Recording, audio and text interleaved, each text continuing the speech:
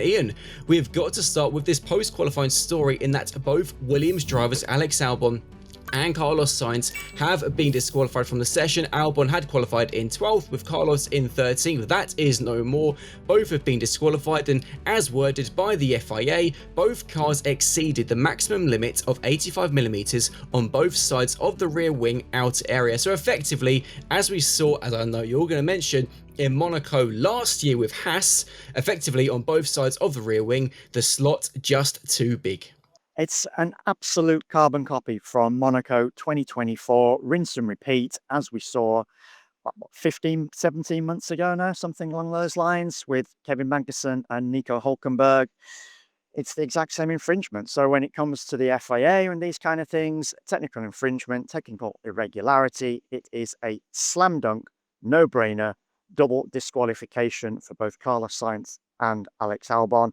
It's been a tricky weekend for the Williams drivers leading up into qualifying anyway. They did look as if they might be there or thereabouts to get a car into Q3, but overall, if you listen to Alex and Carlos in the driver's pen post-qualifying and before it was announced that their cars were going to be under investigation, you sense that the car wasn't quite where they wanted it.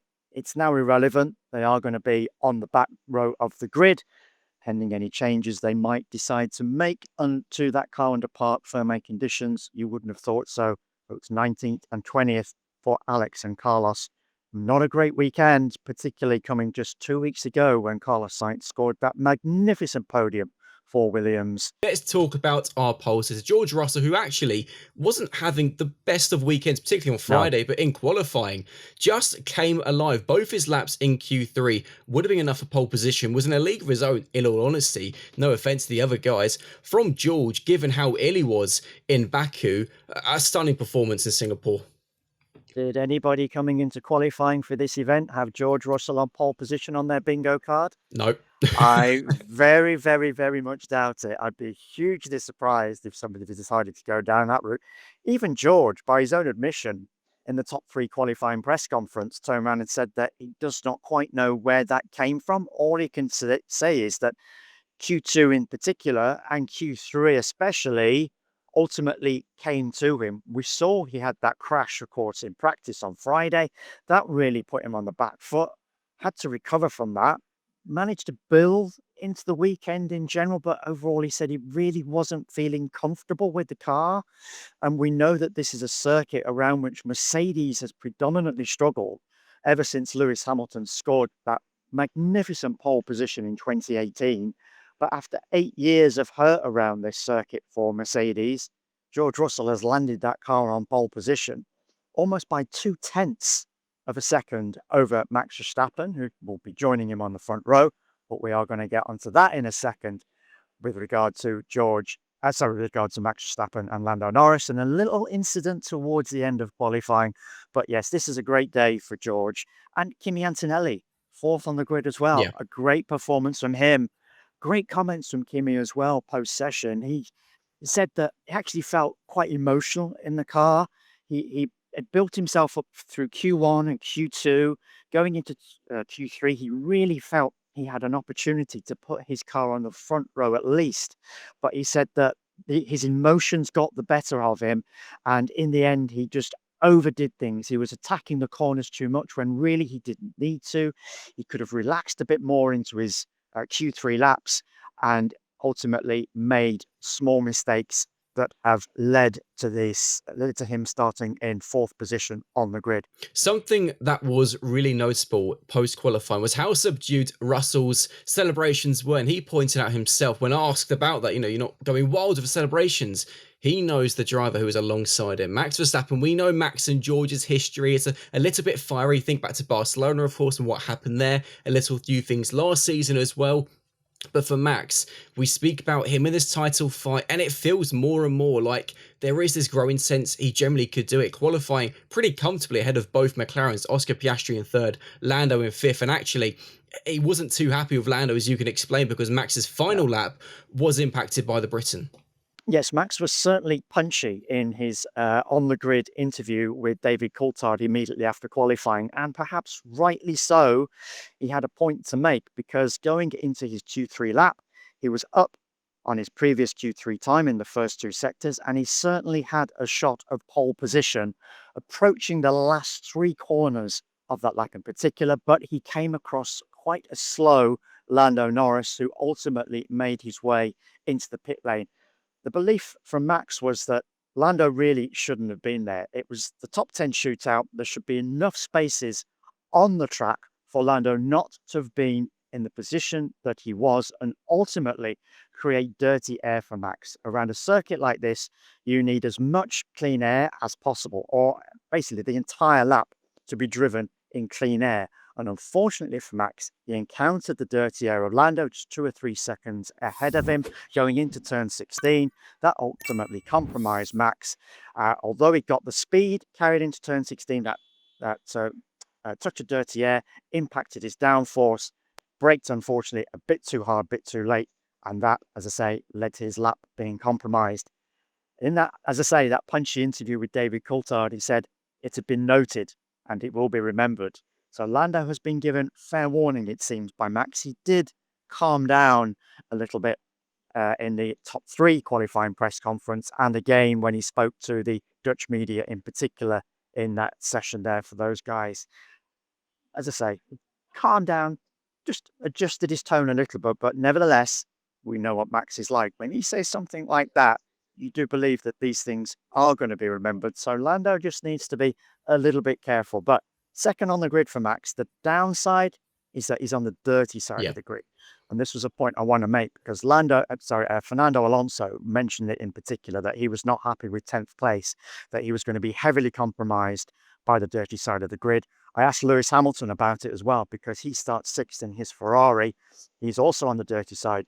And Lewis said, yes, it's very dirty. Whether there's going to be any cleanup of the track ahead of the Grand Prix start, bearing in mind we've got the Porsches and F1 Academy, it remains to be seen. But right now, the only downside for Max being on the front row is that he is second and he is on the dirty side of the grid. So he's going to have to be careful of George ahead and, of course, Oscar from third behind. But it is safe to say that Max is very much in with a chance of a victory in Singapore on Sunday, something he has never done before.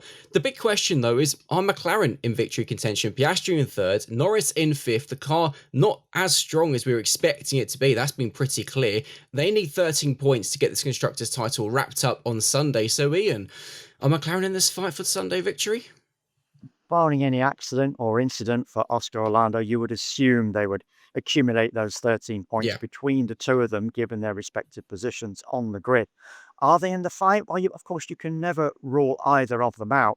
The concern for McLaren, and it was pointed out by team principal Andrea Stella in his post-qualifying address, was that they've discovered at this circuit this year, compared to how comfortable both drivers were last year, and in particular Lando Norris, who won from pole position, of course, that the car has not ridden the bumps and the curbs as well as at any other point last year at Singapore or across previous Grand Prix this season. The reason being, Andrea has pointed out, is that unlike Red Bull, and he made a particular point about Red Bull and the fact that they continued to develop the car, McLaren stopped the development of the Muckle 39 quite some time ago. So that car is not now as comfortable to drive as it has previously been. And of course, that being the case, it's also lost its air of dominance. So what does that mean for the remaining 6 Grand Prix? I'll just quickly touch on that.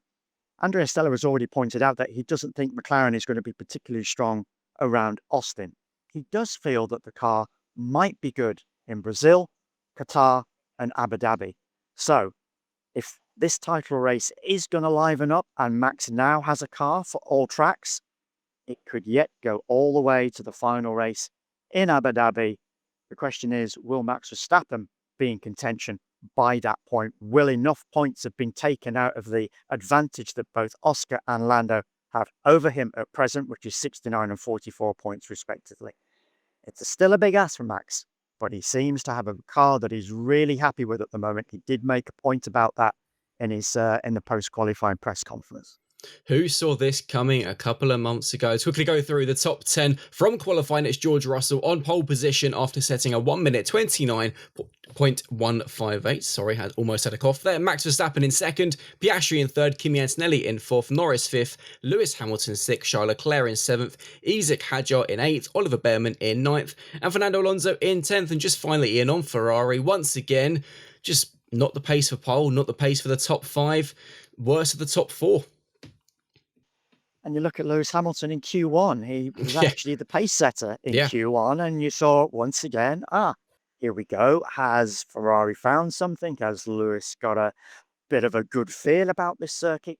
Can it now carry forward into Q2 and Q3? But unlike, in contrast to George, whereby George, as I say, ramped up Q2 through Q2 and Q3, and he felt better and better as the action unfolded. For Lewis, it went the other way. He was quite disappointed with the fact that he felt he should have been further up. And for Charles Leclerc, so much frustration beginning to bubble up within Charles at the minute that he cannot find a good spot with that car at all, no matter what he and the team try and do with it, with regard to setup, adjustments, everything they're trying. They're throwing the kitchen sink pretty much at it, bearing in mind the lack of development also on the Ferrari, of course, and nothing is working. It's almost a case that we're getting to the point that while Charles isn't going to throw in the towel in any way, shape, or form on the rest of the season, he does feel, however, that 2026 almost cannot come soon enough now for him and Ferrari as well, of course. Ian, amazing stuff. As always, for those watching this F1 update, please do be sure to smash the like button, subscribe to the channel, almost at 25,000, and comment below your thoughts on qualifying and who you think is going to win the race. Let's please keep it nice. We're just reporting what is happening on the track. Be sure to join Ian and I after the Grand Prix on Sunday to dissect all the action. See you later. Thanks as always for watching and listening. Take care until post-race on Sunday after the Singapore Grand Prix.